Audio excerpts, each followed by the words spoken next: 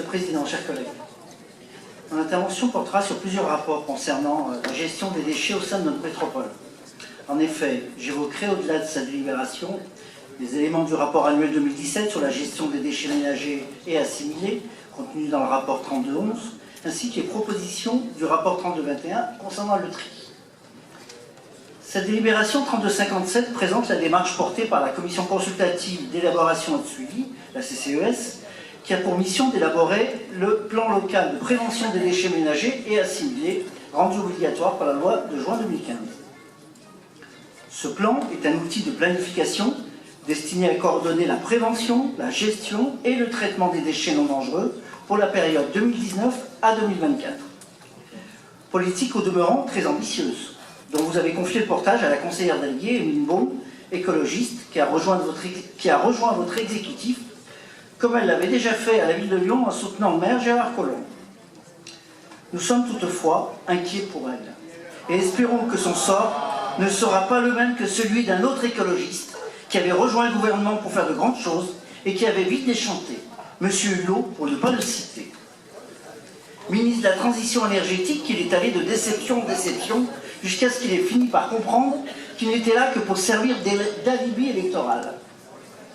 Je souhaite à Mme Beaume, avec qui j'apprécie de travailler au demeurant, qu'elle puisse obtenir tous les moyens projetés pour réussir le challenge ambitieux qui est présenté dans ce plan d'action.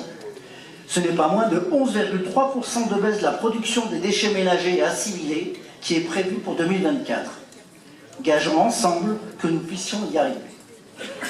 La délibération 3211 se référant au rapport annuel 2017 sur la gestion des déchets ménagers et assimilés nous rappelle que l'indice de réduction de ces déchets, produits par an et par habitant, n'a baissé que de 5,3% de 2010 à 2017, alors que l'objectif fixé par la loi relative à la transition énergétique était fixé à 10% de 2010 à 2020.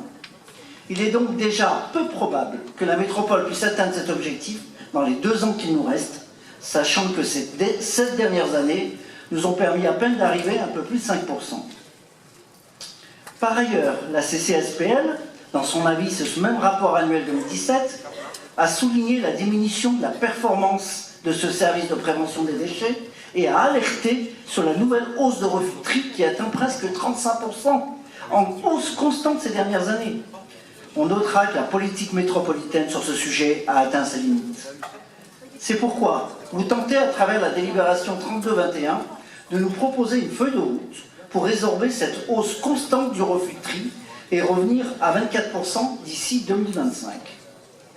C'est comme un aveu d'échec des politiques entreprises ces dernières années sur ce dossier et surtout des moyens qui ont pu être attribués qui semblent insuffisants. J'ai pointé du doigt le problème en commission et déploré que dans les axes proposés, aucune solution ne soit proposée pour la collecte des biodéchets, par exemple. Monsieur le Président, votre volonté de vous attaquer à ce dossier et de répondre à votre devoir de service pour les Grands Lyonnais est bien apparente au travers de ces rapports que vous nous demandez de voter et que notre groupe votera. Mais ce n'est pas un peu tard, à une quinzaine de mois de la fin de votre mandat. Merci de votre écoute.